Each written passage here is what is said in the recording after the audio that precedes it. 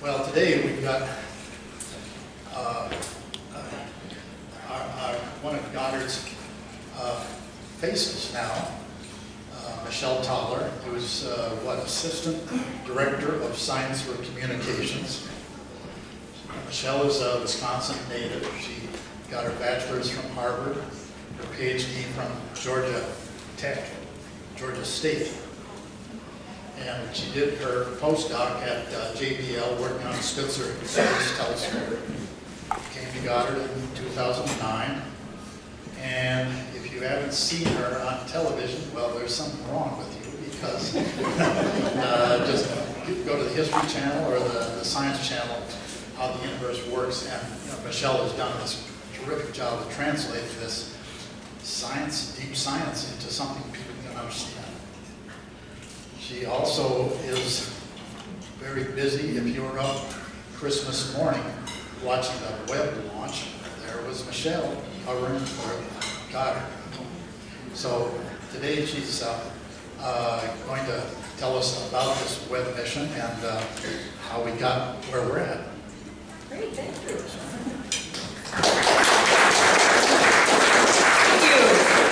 It's really nice to be back here and live again. And yeah, the center is opening up. We did our first tour for 200 high schoolers last week, so it's beginning to feel back to normal. But all of this stuff on television, but that's all down to you guys. I mean, it is such an easy sell to talk about how wonderful the missions are that Goddard and NASA does. I understand we have NOAA people here too, so shout out to NOAA as well. Because I mean, the stuff that we're producing in terms of the data and the importance of it, all they do, seriously, the Discovery Channel comes for 3 days and just asks me questions, and then they edit it, and then they make a TV show. I have no control over it. So that's really all I do. So it's down to you folks. So anyway, so I know we have a diverse audience here. People have engineering background, project management background, people from NOAA. I see Jim. Hey, Jim, nice to see you. Good to see you. So the request was for a talk about the Webb telescope, which launched Christmas morning, December 25th. And I can give you some updates as to what's going on right now and also what's to be expected in the next couple of months, because it's about to get really exciting. So, let's see, which side do I want to be on here? I guess I'll do this. Now, the Webb project actually began in 1995. It was a big recommendation from one of the Astrophysics decadal reviews. And a lot of you know Dr. John Mather. He was the senior project scientist, still is, on Webb. And so this has been a long story, but it's one that's been really personal to me. My husband worked on Webb for a long time. There was a lot of lost sleep in our family, people not being able to go to bed because they were worried about Webb. So it's a tremendous story, and it's always the best type of story when you know it has a happy ending. So anyway, this is an artist's conception of Webb up in space, and indeed that's where it is now. It's 1 million miles away, 4 times farther than the moon. We'll talk about the orbit. And as you can see, it has that wonderful segmented mirror. The mirror is quite large. We'll see some illustrations, about 7.5 meters across. And a very interesting type of telescope, because like the Spitzer mission that I was a postdoc in with at Caltech, Webb will see entirely in infrared light. It does not see visible light. As far as I know, NASA has no plans to launch a large astrophysics space mission in visible light ever again. And that has to do with some huge advances in ground-based astronomy. So one thing that I never realized, this is a little bit of an aside, but you'll see what happens. So many little micrometeorites hit our atmosphere at high altitudes every day. There's actually a layer of sodium gas up there. That's sort of at the very top of the atmosphere, produced by lots of pulverized little meteorites. Okay, cool. So what they learned to do, probably about 20 years ago, is shine a very bright laser. So when you're at one of the big observatories, say in Chile, I've worked at the Very Large Telescope, the VLT, it really does stand for Very Large Telescope, by the way. The VLT in Chile, they start with a huge laser, very powerful laser, that they shoot up out of where the telescope will be viewing. And it hits the sodium layer up in the atmosphere. It causes the sodium atoms to give off light. And then the telescope sees this kind of shimmery pattern as that single point of laser light comes back down through the atmosphere. And that shimmery pattern is all the distortion that the atmosphere is giving that, all the way down to the top of the atmosphere. And then there are actually actuators on the telescope that push and pull the telescope in tiny little bits, hundreds of times a second. And those actuators will actually use computers to cancel out the shimmering appearance of that point, make it a single point. It's a computer correction, and then they adjust the actual shape of the mirror 100 times a second. They effectively cancel out all of the distortion of the air in the atmosphere. That's what they do now these days. It's called active adaptive optics. So the only reason to launch a really big space telescope now is to look at kinds of light that don't get through the atmosphere. And infrared light is one of the most important types of light in the universe. So many things emit infrared light. So infrared light is what we often think of as heat light. So anything in the universe that isn't glowing like a star, anything like a planet, right? Or gas between the stars, anything emitting heat you can image with an infrared telescope. You see so much more. So it's a tremendous advantage to have this. And so let's go into some of the specs of the telescope. My cursor there. Okay, so here's an astronomer Sylvia with the Hubble telescope at 2.4 meters. And that's compared now to the Webb telescope, 6.5 meters. And as you see, it's made of 18 segments. This telescope is so big, there was no rocket on Earth that could launch something 6.5 meters across, a full unfolded telescope. So the telescope was designed in segments, and then the segments, as you see, had to be folded up. I think a lot of people saw this in the news, but this was one of the many things that could have killed the mission if it didn't work, and everything worked. Here's a comparison, by the way, of the size of Hubble with Webb. And as you can see, both spacecrafts are really pretty large. It's not that one is so much larger than the other. The difference is how much the Webb telescope is dedicated to that mirror. It's all mirror. It's as you see, there's no tube like the Hubble protecting the mirror. The Hubble had sort of one of those very standard, kind of old-fashioned telescope designs, where the mirror is actually at the bottom of that long silver tube. With the Webb telescope, the mirror is just out in space. It's unprotected. And this is one of the reasons why launching it and deploying it was complex and a little bit nerve-wracking. There was no way to protect stray light. This observatory cannot see something bright like the sun or the earth, otherwise it will destroy the detectors. It has to be kept dark. And the way we do that is you'll notice that underneath the Webb mirror, there are these sort of thin layers, 5 layers. It's actually captain. It's like a mylar, a very thin mylar structure. These shield the telescope both from the heat and the light, infrared light, of the Earth and the sun. So that heat shield has to be kept pointed towards the Earth and the sun all the time, leaving the exposed mirror to look at space, look out into the dark, cold space itself. So there's the two things. Now, infrared light, for those of you that are fans of the electromagnetic spectrum, is just one of the many colors that our eyes don't see. The reason colors are different, of course, is that they're just different energies of light. Violet to red in the visible spectrum, violet is the highest energy light that our eyes can see, and red is the lowest energy light. And so just going from one end to the other, you've got gamma rays and X-rays and ultraviolet being more energetic types of light. Definitely X-rays, they sail right through your head, so you can't detect those. And then the James Webb Space Telescope, as you see, looks kind of right off the end of the red part of our spectrum into this invisible region called infrared. And the Spitzer Space Telescope, which launched in 2003 and just ended its mission a few years ago, actually looked at even lower energy light, longer wavelength light. So that's what we're going after. And I mentioned that one of the real advantages is being able to see things that are not glowing hot like a star, that have the temperature of things in this room. But there's actually a lot of other advantages to that, and one of my favorites. This is an optical picture from the Hubble Space Telescope of a gorgeous star-forming region. This was actually one of the first things that Hubble released 32 years ago. Once we got the telescope focused, the launch for Hubble was 32 years ago, and an earlier version of this image was one of the first things they released. They called it the Pillars of Creation, and it really does deserve that name because this is a cloud that's forming stars inside. Stars, by the way, I mean, they're actually pretty simple if you don't care about the details. All a star is a cloud of hydrogen gas with dust in it that is just collapsing under the force of gravity. Okay, so some nearby star blows up, or something kind of hits the cloud, and parts of the cloud begin to kind of swirl around, and the denser parts start attracting more things, until eventually gravity is pushing things together to such an extent that it gets hot enough inside, millions of degrees, to start a nuclear reaction. And that's what a star is.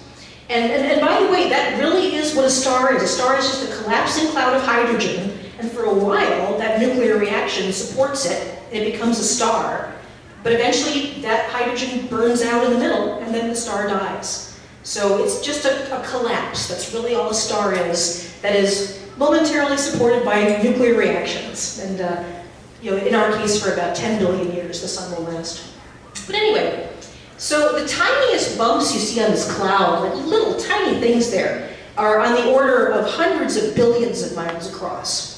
This cloud is forming stars, probably mostly at the top of those columns, because that means there's a denser region that's kind of holding onto the gas.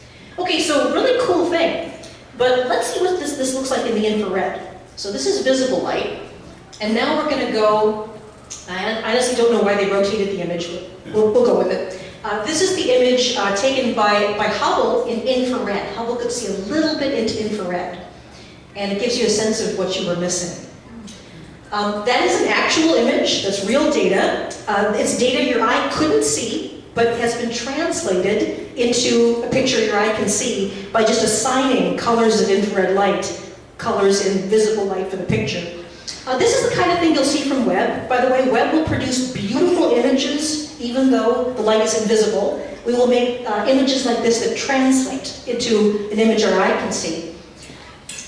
But you were missing hundreds of stars. And sure enough, you can see that there are some stars forming at the very top of each of these pillars. But the thing that gets me is all of the stars in between. And they were there the whole time. But we kind of forget that we live in a smoke ring. The Milky Way galaxy, the plane of our galaxy, is full of dust. The dust is very, very thin. I mean, it's thinner than a vacuum chamber could make on Earth. But when you look through billions and billions of miles of this stuff, eventually there's some dust that absorbs the light that's coming. And so we actually don't even see very far into our own galaxy. We're surrounded by this stuff. With infrared, it cuts right through. The heat gets right through that dust. And so we're going to be able to see things we've never seen before, hidden inside these dust clouds. Now there's another advantage to infrared, and this one's a little more esoteric, but the universe is expanding.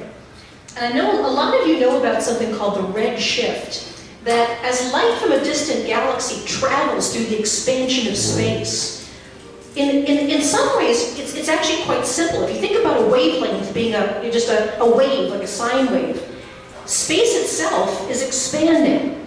And so that wave gets stretched out as space expands. And the more space you look through, the more that space has expanded. And so the light that basically increases in wavelength. And so what happens is that light that started as visible light from a galaxy, if you're looking at a galaxy really far away, that light had to travel through the expanding universe. And that light got stretched out and changed from visible light all the way into infrared.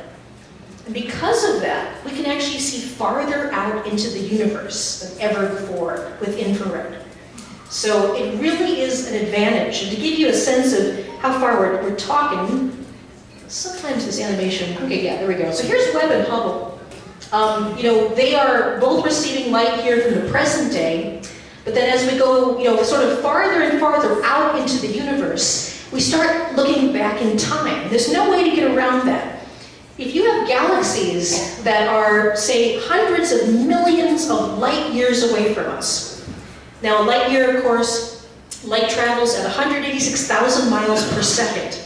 And if you travel at that speed for a year, you cover about 6 trillion miles. So one light year is about 6 trillion miles. But I mean, this happens even, relatively close to us. The sun, for example, at about 93 million miles away, it takes light about 8 minutes to get to us. So as you see the sun in the sky right now, don't look directly at the sun, you see it as it was 8 minutes ago. There's no way to get around it. Light took that long to travel to us. For those of you that do planetary missions, hey, we want to send a signal to Mars. Today Mars is 200 million miles away. It's going to take us about 15 minutes to get that light signal to our spacecraft on Mars. The Andromeda galaxy is our closest big galaxy. You can see the Andromeda galaxy in the night sky with a pair of binoculars. You're seeing it as it was 2 million years ago. It's 2 million light years away. Webb has the ability, we hope, to be able to see so far out into space. And that's because it can see, because even the light's been stretched out into infrared, you can still see it. It will see so far away that we'll be looking back to a time about 200 million years after the Big Bang. So at this point, we believe the Big Bang was a little less than 13.8 billion years ago. We're going to be looking at the first 200 million years. That's basically the limit. It's about 200 million years after the Big Bang. And that's about the time the first stars and galaxies are forming.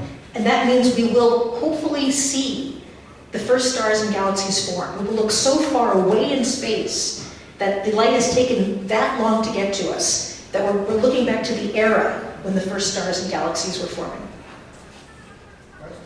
Question? Sure.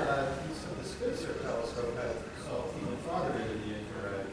It had the ability to see earlier in time, but doesn't have the aperture to do that successfully. Yeah, so that was the problem. The difference, like you said, is the aperture. The Spitzer telescope was about 1 meter, so it actually wasn't very large. Webb with the 6.5 meters has much, much better resolution. And so there actually are detections from Spitzer that have been controversial for decades because they think that we may have detected a background glow. It couldn't be resolved. It couldn't be resolved into point sources, but there was a background glow in the observations that might have been from this time, from the first generations of stars and galaxies, but we weren't really able to confirm that. So it's an aperture difference, exactly, and we're hoping that with the increased clarity, we'll be able to really see that. All right, so let's do some hardware. So this has been a really fun thing to watch over the last couple of years at Goddard. This is at Goddard in the big clean room. This is actually assembling the giant mirror, and you can see the size of it there. It was then put on the centrifuge. This is the instrument package to make sure that it would be able to withstand the G-force of launch. Here they are putting it on a giant shake table to make sure it'll withstand the vibrations of launch. Oh God, there were so many problems with that shake table, but there it is, actually working. So there it is, making sure it'll stand the shaking. This is my favorite way to die in building that building is the lethal amount of sound. Putting it in the acoustic chamber, going up to 110 decibels, which would kill you. And so that's kind of a fun thing. And there you see the Webb telescope responding to the vibrations. But here we are in Houston. This is the largest vacuum facility, Chamber A, that NASA has. And it goes back to the Apollo era. They put entire Apollo command modules and astronauts in there. And here they are putting it under vacuum, and also, of course, not just the vacuum for the lack of air, but also the cryogenic temperatures. The Webb telescope is designed to work in the coldness of space. And that means that on average, we're going for about minus 388 degrees Fahrenheit. So that was the chamber that they made sure that was all right. Just talking about the mirror a little bit, the mirror segments are all made of beryllium, and they have a very small coating of gold, just a couple hundred atoms thick. The whole telescope, I think, has about 5 wedding rings worth of gold, so it's not a whole lot of gold, but it's a pretty big area. And of course, the mirrors are, the beryllium is carved to a curvature so that it's not the correct curvature at room temperature, it's the correct curvature at operating temperature, minus 388 degrees. And so the telescope wouldn't even focus properly until we had it at cryogenic temperature. So those were some of the tests that had to be done. So once we did the testing, both at Goddard and at Johnson, the thing was loaded up and shipped to Northrop Grumman. Northrop Grumman was our main partner that did the spacecraft bus, the main thing with the guidance engines and all of that. Here is the Webb telescope being put on the C5 Galaxy, the one C5 that's completely hollow on the inside and does a lot of transport for spacecraft. And then here we are in Redondo Beach, in Northrop Grumman. And they're getting it ready now after testing and being mated with the spacecraft. They're getting ready now to take it to its launch site. So there's a lovely portable clean room, of course, that the whole thing was traveling in. This was designed to fit exactly inside the C5 galaxy. The clearance is only a couple inches on each side.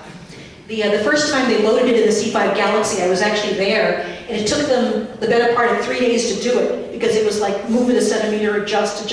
They got better at it. But here we are in the streets of Los Angeles. The decision was made to send this down via ship to the launch facility in French Guiana.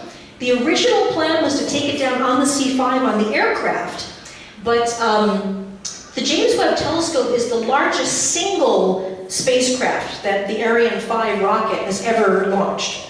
It's not the heaviest payload, because Ariane 5 usually launches more than one satellite at a time, but it's the largest single satellite ever launched by Ariane 5. And the people in French Guiana told us that the bridges from the landing strip to the launch site were heavy enough. And then we sent people down, including my husband. Turned out they weren't. So they decided not to take it in on aircraft, and instead they put it on the ship. And here we go to French Guiana. So there's the ship arriving at the launch site. This is the European launch site. The Ariane 5, the largest lift vehicle we have at the time. And so this was also the European contribution, the lift rocket. So there it is arriving in French Guiana. It's the launch of French Guiana was a really difficult thing to manage as far as public relations, because there are almost no facilities down there for VIPs or reporters. I mean, even the television and internet signals are not great. So not a lot of people were actually present at the launch, but as you can see, there it goes, and it was loaded onto the C5. So journey from Goddard, where we did the instruments and the mirror, to Northrop Grumman and Johnson testing and the spacecraft, and finally French Guiana. All right, so this was the morning of December 25th. There had been thunderstorms that had scrubbed the launch a few days before. We were kind of convinced this is not a joke, that the Europeans would not work on Christmas, because that's really against what they stand for. But they did, and they launched it. It was a picture-perfect launch. This launch was so perfect, we were gobsmacked. I mean, for those of you that do launches, you know, there's a track you want your mission to go on, and normally, you know, once you get your spacecraft up, there are some slight adjustments you'll need to make with little guidance jets. This was so perfect, we didn't need to do that. It put it right on the path out to where the Webb was going. Because of that, we actually saved guidance fuel. So we actually think we added years to the life of the Webb, because the Ariane 5 put us exactly on the launch path that we needed to be at. And this was something that I almost couldn't believe. So that this is the real image. They had a camera on the C5, and this is the real image of the James Webb Telescope launching on its own into space, heading off to its orbit. So you see the Earth there in the background. There's the packed up telescope. The first thing that had to happen now was we had to have a solar array deploy, so this thing was making its own power. It had been powered before by things in the C5 rocket. And so as this was going away, we were all sort of wondering when that would happen and if we would see that. And you'll actually see the solar array deploy. Here it comes. So we know now that this was when Mark Clampton was finally starting to breathe easily. He's our head of science. When you see this little solar array deploy. But there it goes. Okay, so I mentioned it's going about 1 million miles away, about 4 times farther away than the moon. And of course, there's a really wonderful reason that particular orbit was planned. It always takes a little longer than I think. It's kind of like, all right, deploy it.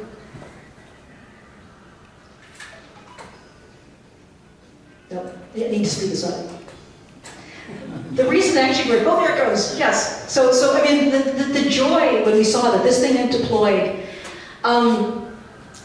This part of the launch and this part of going into orbit was actually, again, kind of scary for a lot of us, because there were adhesives and things in the telescope that really were meant to be optimal as far as their behavior at nearly 400 degrees below zero. And so we didn't want the sun to sit too long on any part of that, or it could possibly melt some of these and damage it. And so we were doing sort of a rocking maneuver to make sure that the sun was not hitting any piece too long. And so that was started, and this is when things start to go so crazily perfect, it kind of blew me away. Okay, here's the orbit that it's going to. There's a really convenient parking spot beyond the Earth called the second Lagrange point, L2. I know a lot of you know orbital mechanics, but a lot of you don't. There are several of these spots in the solar system where the gravity between some bodies like the Sun and the Earth, and also the centripetal force of the orbit kind of balance out.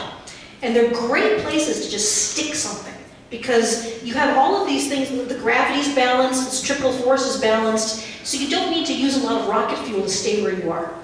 And we've been sending things out to L2 at NASA for quite a while. I mean, some of the more famous things were the microwave background, the COBE, the WMAP things that measure the microwave background. So, as I mentioned, it's about 4 times farther away than the moon, opposite the Earth.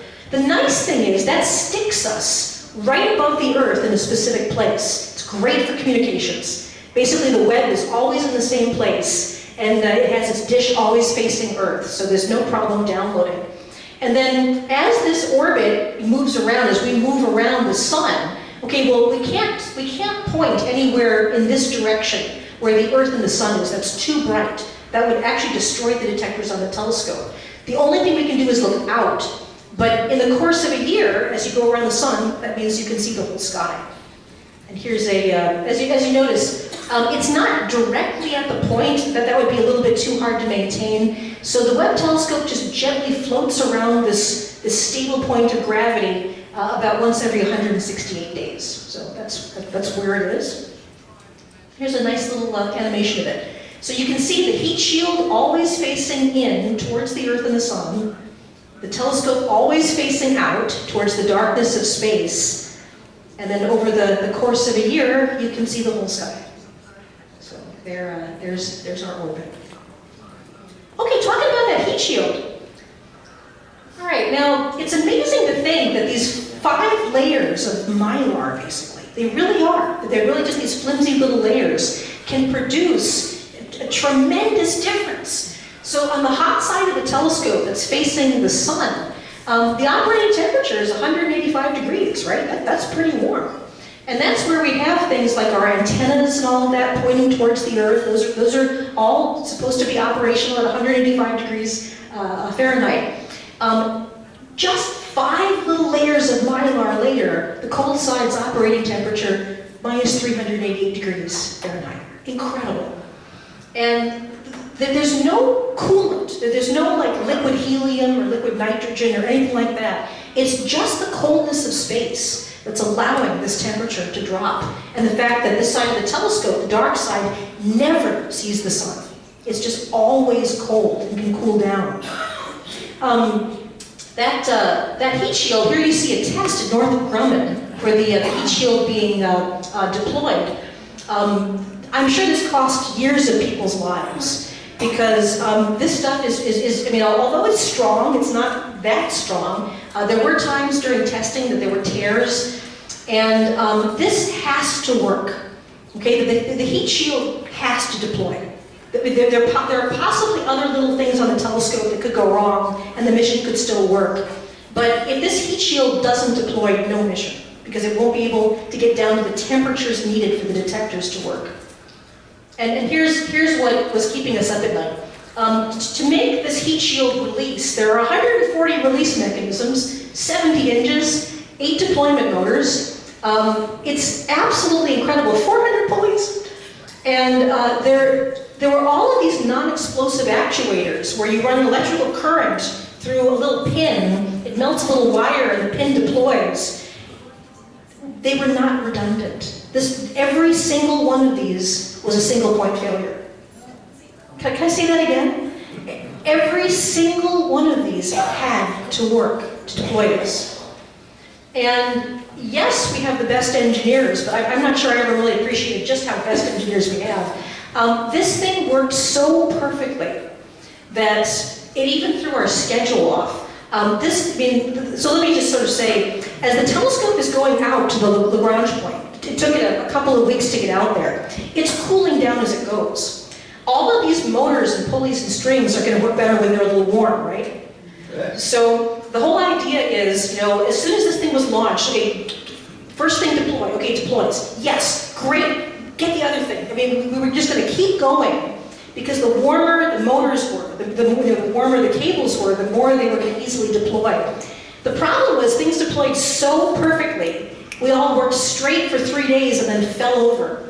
And they sent us all home to get some sleep. Everything worked perfectly. Now the next thing that had to happen is the secondary mirror, the focusing mirror. So the primary mirror is going to bounce all the light up to a focusing mirror that will bounce it down to the instruments. That's another thing that has to work.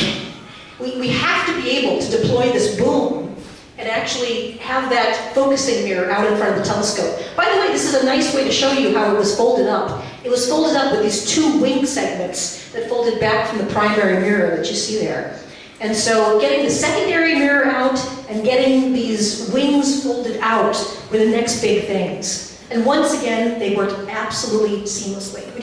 We had contingency plans. And what if something didn't work right the first time? It was great. Okay, now we need to focus the telescope. Unlike Hubble, which we didn't, we had a bad focus for to begin with. We have 18 segments. The 18 segments all function kind of like independent telescopes. And they can all be guided individually. So the segments are made of the metal beryllium, which has been light-weighted by drilling this sort of honeycomb pattern just to get rid of mass. And then on the back, there are controls that do very sort of simple tipping and tilting in any direction you want it to focus. But then there are finer controls that actually change the curvature of the mirror itself, literally by hundreds of atoms. 1/20,000th the diameter of a human hair. So everything from tipping and tilting to aiming on the sky to actually changing the curvature by tiny amounts. Every single mirror segment had that, as well as the secondary mirror out in front. It had a focusing mechanism, a fine focusing mechanism that could change the curvature by atoms. Just amazing. So this is what we expected after launch, exaggerated of course, is that all the mirror segments would be kind of pointed in different directions. Launch would probably juggle things up a little bit. So the first thing we needed to do was get all of those segments focused on this secondary mirror. So at first they're not. They're sort of aiming everywhere in the sky.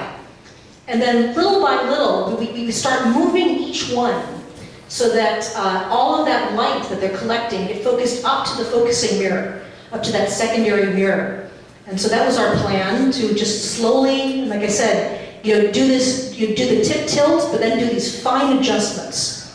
And here's what some of that looked like. Okay, this is the first engineering image taken from Webb. And although this looks, okay, what are we looking at? Webb is actually aiming at one star, a particularly bright star, to use as a focus. And if you look very closely, there are 18 images of the star. So these are all the image taken by one, each mirror is looking in a different direction. And the star is getting aimed at different parts of the detector. So we need to make all of this one image. By the way, this in itself was already a victory, because we were afraid that one of the mirror segments or more would be so off kilter that we'd have to go looking around the sky for where this thing was pointing. But instead, on our first image of the detector, we actually did see all 18 mirrors focusing the light in different places, but they were all there and they weren't off by all that much. So over the next couple of days, we got that down to the single star being in the center of each of these 18 segments. And you'll notice that the star does not look like a point yet. It looks kind of like an out-of-focus glob. And that's because we haven't done the fine focusing yet. We've just figured out where the star is. We've tipped and tilted until it's in the middle of each of the 18 segments. Okay, now we start moving the mirrors by atoms, by hundreds of atoms. And the idea is turn each of these blobs into a point by distorting the mirror. And here we go. Absolutely spot on perfect. Perfectly focused.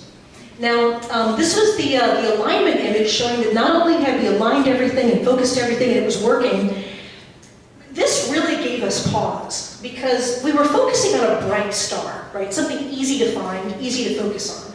This was not a long exposure. This was just sort of a quick exposure to see if the starlight was getting into the detectors correctly. And then we looked behind the star, and we realized that we were seeing very distant galaxies. Those are galaxies, the blobs there. Hundreds of billions of stars. They just look that small because we're looking that deep into space. And so on the first focusing image, we were already seeing galaxies that are probably many billions of light years away on a short exposure. Oh. Okay, let me switch and kind of wrap up now a little bit about some of the science that we're expecting to do. Webb was designed with some very specific scientific goals, but it's also a public observatory. Okay, it will be available for any astronomer in the world to propose to use, just like Hubble. So, and I'm not sure I have this exactly right, but I think the way that Hubble works these days is that if you win a proposal, you get your data to look at yourself for 6 months, then it becomes public. So all the data from Webb will eventually be completely public. And the first thing we're doing is right now, we are doing a bunch of early release observations, beautiful objects that we're going to release in mid-July. The exact date, I kid you not, is being argued about at this moment. We've been having meetings for the last week because the European Space Agency is involved, the Canadian Space Agency is involved. So we're trying to get 3 schedules to align. But my guess is somewhere around July 12th is when it's going to be. And so Webb will be doing all kinds of science, but the stuff that we really are going after, okay, we mentioned that with this infrared and with this large aperture, we're going after very faint radiation from the early universe. Looking so far away, we look back to a time just a few 100 million years after the Big Bang. Already, we're starting to get some really interesting results about giant black holes. One of the big problems in astrophysics for the last 20 years has been that you see huge black holes. I mean, things that are millions or billions of times the mass of the sun. Very early in the universe, when the universe was only, say, 500 million years old. And the only way we know of to make a black hole is to have a giant star die and collapse. Okay, well that's great, I mean that's fine. But, you know, when a giant star dies and collapses, you get a black hole that's maybe 10 to 20 times the mass of the sun. Okay? Black holes have gravity, they can attract each other, they can merge together to form one big black hole. That's okay. But how do you get something that's billions of times the mass of a star when the universe has only been forming stars for just a little bit of time? This is a real mystery. And so, you know, one of the things we're looking at is how you form these giant black holes so quickly. And then, you know, a lot of research on the life cycles of stars from their birth to death. And of course, one part of the evolution of a star's life is forming a solar system. And Webb will not only be looking at planets, anything outside of the Earth. So we can look at Mars and out. We can't look at Venus and Mercury because that's toward the sun. We can't go there. But anything farther out, including things like Kuiper belt objects, comets coming from interstellar orbits, all of that the Webb will be looking at. And then something that I'm really excited about, Webb will be the first telescope we have that we believe will actually be able to see what the atmospheres, the planets around other stars are really like. And that's going to be cool. So as far as the number of planets that we know of, I actually did this last month, I should update it. We now know of over 5,000 planets that have been confirmed around other stars. This is a great website called exoplanets.nasa.gov, and you can actually track day to day. It changes every couple of days. And there are about, I know now it's more than 9,000 candidates. Now by candidates, we usually find these planets by something called a transit. So if everything's lined up perfectly, if a planet orbits a star and it crosses the star along our line of sight, it'll block out a little light from the star. And you'll see that star darken just a little. That's usually the way we detect planets. Planets are still way too small to take images of with the Webb. So all you see is this little darkening that comes back in a pattern. And if we see it come back 3 times, we know it's a planet. Because if you just see a darkening of a star, it could be a sunspot, or it could be some gas and dust passing by. But if it comes back in a regular pattern, we say that that's a planet. And this is, of course, why we're very good at finding planets that are very close to their stars and orbiting very fast. You know, a lot of the planets that we're looking at orbit their star once every couple of days or a couple of weeks. I mean, just think about the Earth. I mean, the Earth goes around once a year, so it would take us 3 years to confirm that the Earth exists if we were looking at it from outside the solar system. Now think about Jupiter, right? I mean, Jupiter has a 12-year orbit. We've only known about exoplanets for 20 years or so. So there hasn't been time to confirm that a Jupiter exists in a Jupiter-like orbit. So what we're going to do with these planets that we know, and we have many targets already assigned, is that when one of these transits happens, and you see this is just brightness over time. Brightness is going to drop as this little planet goes in front of the star. And especially at infrared wavelengths, the starlight from behind the planet will shine through the atmosphere of this planet going in front of it. And that's when we can start to figure out what the atmosphere is like. Let me show that one more time. So, yeah, we're going back. Here we go. So here's a little planet about to go in front of its star, and as it goes in front and blocks out light, the starlight shines through the atmosphere, and at different wavelengths of light, we can maybe even detect different layers of the atmosphere, giving us an idea of the density of the atmosphere, the temperature of the atmosphere. And then we do this. I mean, everything happens with spectroscopy. So if you take white light and you shine it through a prism or a grating and you break it up into colors, and then you very, very accurately measure how much color is coming out of each part of the rainbow, that allows you to figure out some amazing things. And this is I think, you know, really when stuff gets very interesting. So we have actually got the detectors adjusted and trained in such a way, built in such a way, that it should be able to detect water, methane, carbon dioxide, oxygen. All of these molecules absorb very specific energies of light. And we should be able to see that when we look at these planets transiting. So I don't think it's any exaggeration that in about a year or two's time, and then maybe sooner, you'll be able to point at a star in the sky and say that star has a planet that has an atmosphere with the same density as the Earth's, the same temperature as the Earth's. There's water vapor, there's oxygen, there's carbon dioxide, there's methane. Now, that's not a guarantee of life. You can get any of these things without life. If you have them in a balance, that may be indicative that there's life there. There is a possibility, and it's a little bit less likely, maybe we'll be able to detect something like chlorophyll. Or there are actually researchers at Goddard, very serious scientists, that are even talking about how you might be able to see things like a biomarker, something that's released by life itself, by bacteria. What about a technomarker? What about something like pollution, or a depleted ozone layer, or something that we think might be caused by technology? Again, these are very, very unlikely, but I think it is likely that you will be able to actually say that star has an Earth-like atmosphere in just a few years' time. Okay, well, I know I've got to wrap up and get you guys on your way, but the Webb telescope is incredibly significant. For one thing, the engineering marvel of this is still giving me goosebumps.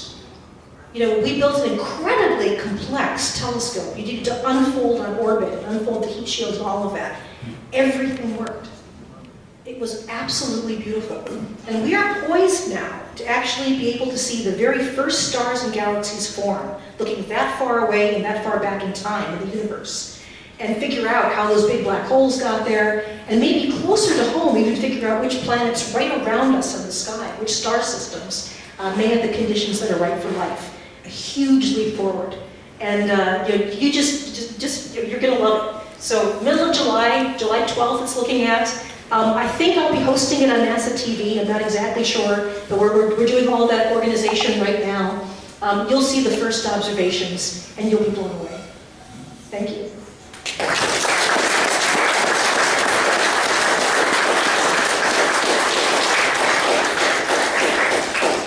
Questions? Yeah. What's NASA's current thinking on future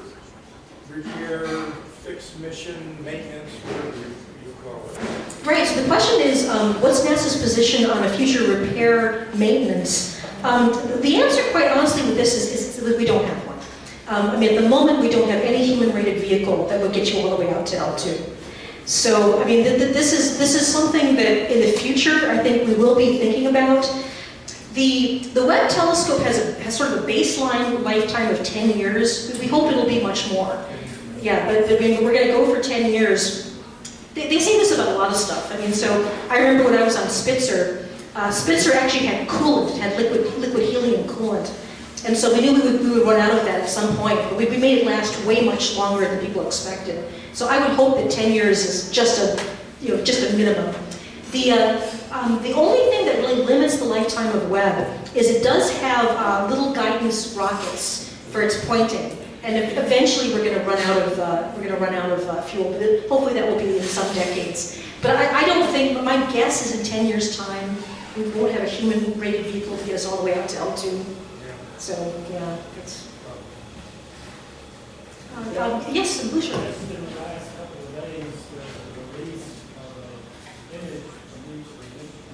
Yes.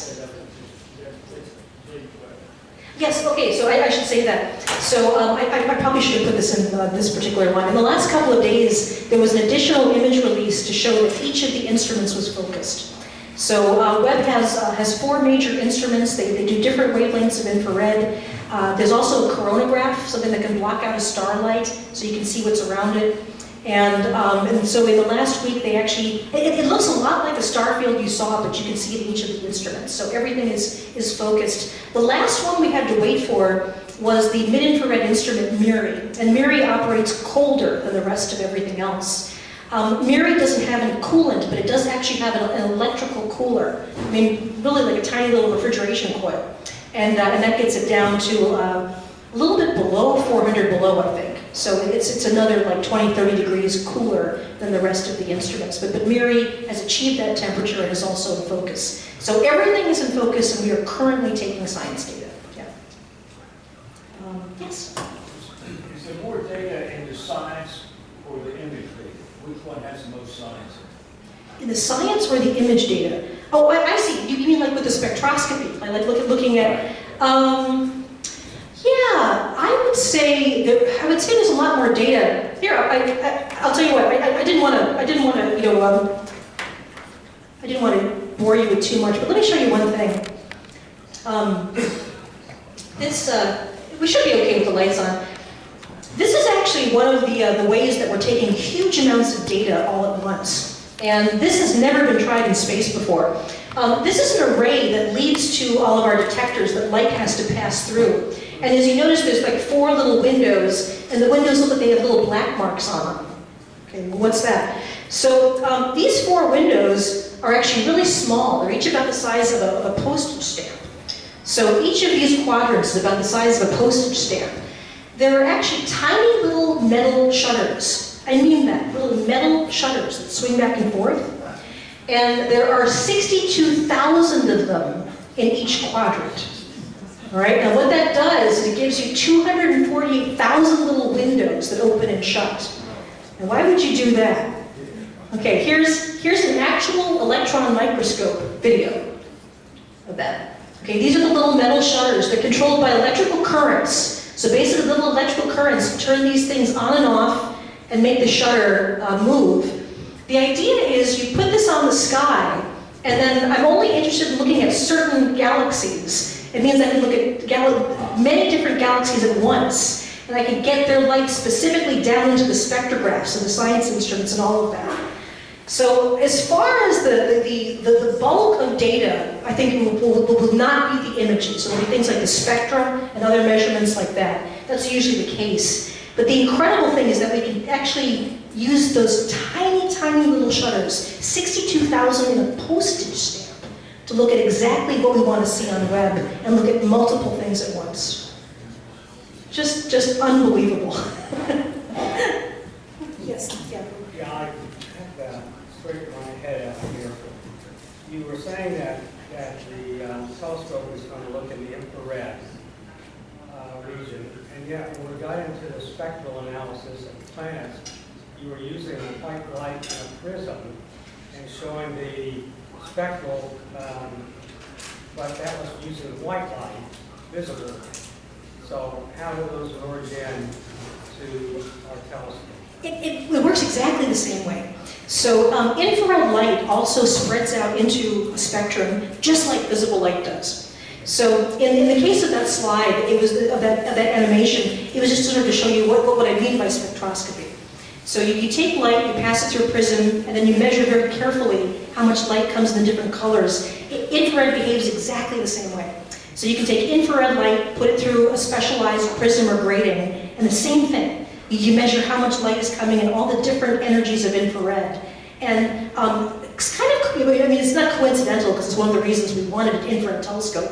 But I mean, fortunately, a lot of the really specific good absorptions of things like water vapor and ozone and methane and carbon dioxide happen in infrared. So the specific wavelengths are really good. So that slide, and thank you, I'll say that more clearly next time. That slide is just to show you what spectroscopy is. It also works in infrared. Yeah. Yes. Are there any plans to decommission Hubble? Are there any plans to decommission Hubble? Basically, no. I mean, we're going to run Hubble until something breaks.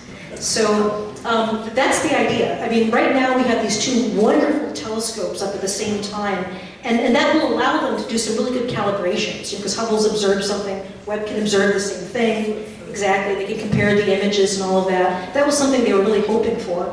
But the idea is that just keep Hubble running. It still is doing absolutely world-class science.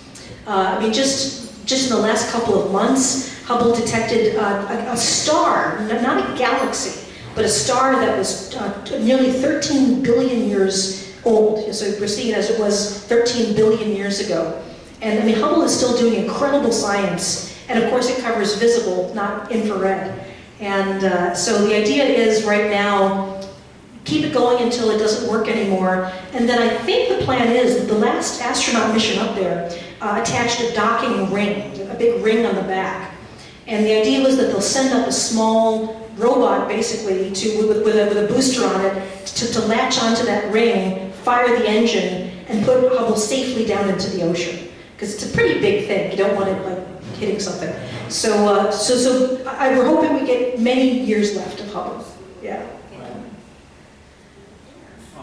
Yes? Where's mission operations for Webb? Mission operations for Webb. So the main mission operations is at Johns Hopkins. So the Space Telescope Science Institute is where we've been doing the main mission operations for Hubble.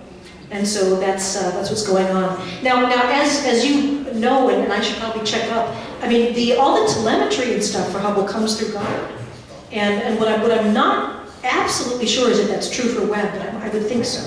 So I'll look that one up. I'll find out where the telemetry is going. But as far as all of the issuing commands and during the whole launch and all the deployment, all that was going through the Johns Hopkins, the Space Telescope Science Institute Center. Any other questions? Let's thank our speaker. Oh, there's one.